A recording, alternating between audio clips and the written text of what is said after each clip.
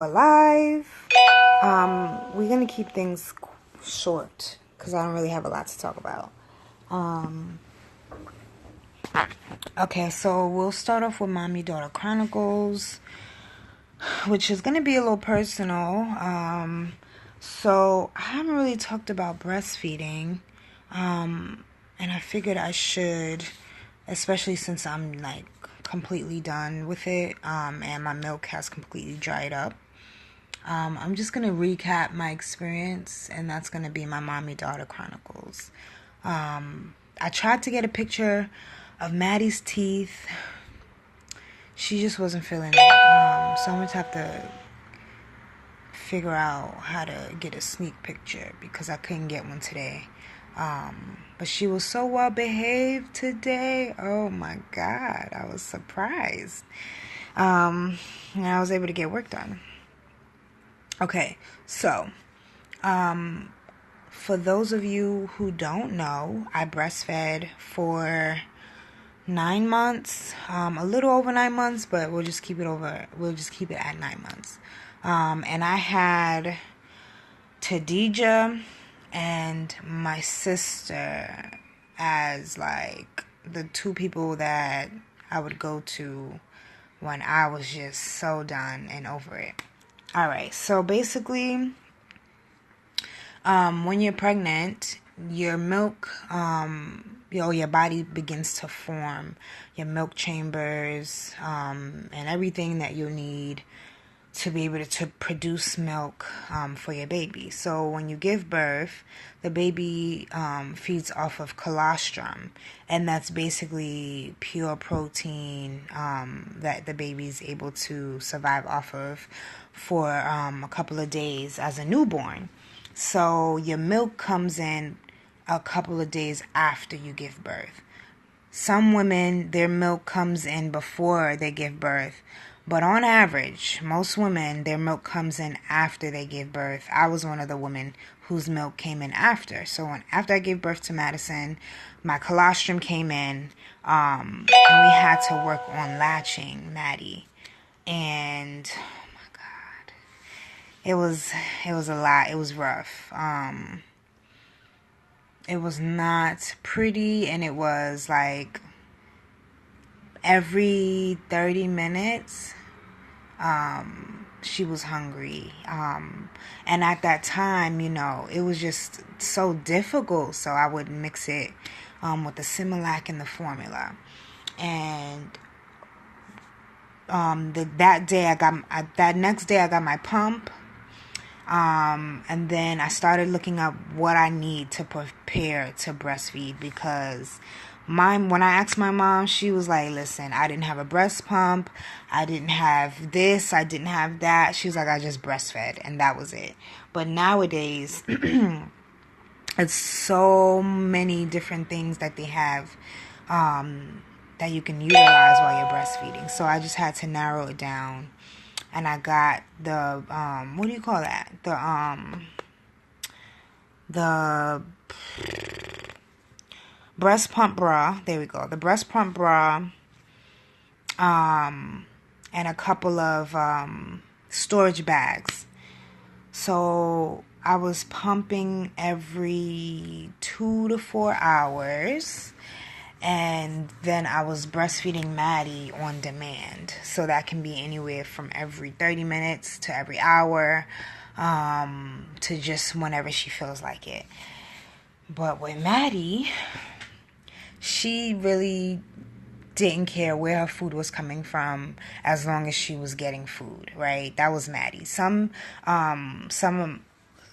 other moms have different experiences, right? So if they choose and decide to breastfeed, their baby only wants to breastfeed. Only wants to breastfeed. So that means no bottle. That means no break. And luckily for me, Maddie was like, I don't care where the milk is coming from as long as I'm getting some. So I was cool with that. That worked for me. But that still, man, I want to say month 3, not even really that whole 3 months, really going into the 4th month is when things got easier. And that says a lot. Because other than that, you need to get used to breastfeeding on demand for 3 months straight. Like, that's just really the simplest way to put it.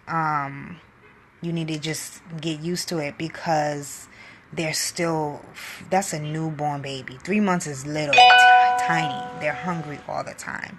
And Trevor would encourage me, and it was just like, all right, like, the only reason why I decided to do this is because my mom did it, my aunt did it, my sister did it. Like, it was just like no reason for me not to.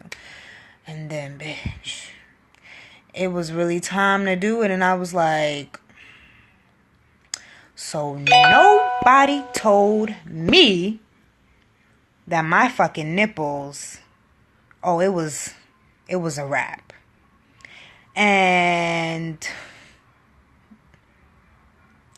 I hung in there like a champ. I hung in there like a motherfucking champ. I definitely thought about breastfeeding until Maddie was 1. But I had said, listen, by 9 months, I'm going to make my decision on whether or not to continue. And I consulted my fellow mommy friends who I trust and who are going through a similar experience, and they gave me the encouragement, like, listen, you did it. Maddie got whatever she was able to get, luckily, and don't beat yourself up. The fact that you don't enjoy it, because for me it wasn't an enjoyable experience, because as they get older, it's supposed to get easier. But for me, Maddie was using me as a pacifier. And it just, like, it was just not, I wasn't feeling it. And plus it was just difficult after 9 months. With the nighttime feedings and pumping, it's a real dedication. Like, when you decide to breastfeed, you have to be all in. You can't really half-ass it. And then you have to, learn your body. Like, this is a whole new system. You've never had fucking breasts come out your titties before, so now you gotta figure out what the hell is going on. You have to understand, by 4 hours your breasts are gonna become full and engorged. So what do you have to do? So it was the best learning experience I've ever had in my life, because it's like, literally, you don't have control of your body. It's titties coming out your damn milk coming out your damn titties. So, like, you really seeing what the Most High designed and what the fuck, is going on. Because it's like, oh, this is what you do. Okay. But yes, I am open to answering questions. I find that you guys find these kind of videos helpful.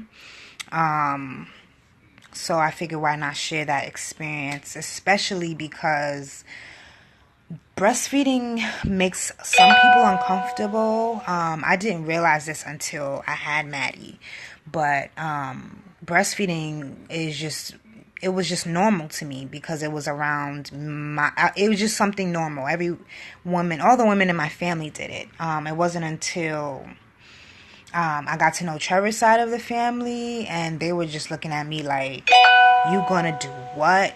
Like, none of them breastfed. So it was interesting to see, now, again, from the perspective of someone with a hyphenated identity, what is something that's normal for somebody might be something that's not normal for another person, and that happened to be one of them. But I know a lot of women who really love and enjoy breastfeeding, and like, they do it for a year to 2 years. And my God, I commend those women, seriously, because that's no easy task. But I have to speak from my perspective, and I have to speak from, the perspective of a mom who just was like, I'm not feeling this no more. I am ready to stop. And then having the support around me of like, listen, don't feel pressured to continue. If you want to stop, boo, you can stop. But yeah. That's all for Mommy Daughter Chronicles. I think that was all that I wanted to share, really. Was that my milk dried out? Okay, so, if you haven't already downloaded Back to Kukren to Me, it's free. The ebook copy is free. So you can go to Akosua.com. The link is in my bio. You can sign up using your name and email address, and whatever email that you entered to get your free ebook, that's where you can check to download it. And please keep sending me your feedbacks. I love it. It's been so positive, and I finally want to. Oh yes, I'll end it off with this. I'm working on my second book, and I'm also working on a super course, a self-publishing super course. So I am going through this journey. I'm figuring out this self-publishing world, and I'm trying to, lay out a foundation where there's no confusion as to what you need to do to be a successful self-published author. And I'm embracing that title finally, especially since I'm going to self-publish my second book. So with that being said, I'm working on a memoir, and it's going to be titled Why Every Pregnant Woman Should Write a Book. And it's going to go into detail about my personal experiences. And I'm going to be sharing, and I'm going to be vulnerable about my experience while I was pregnant, about being fired, about recovering from being fired while pregnant, starting a company, or starting a business while on unemployment. All of that is going to be in the book, and so I'm finally open to sharing. And it's on my website. You can see that I'm working on a new memoir. I'm working on the outline, and then hopefully, by next year I can determine when exactly I plan to release it. So my phone's gonna die, and I feel like that was a perfect place to end. I'll see you all tomorrow for Akosua Live. Okay, good night. Peace.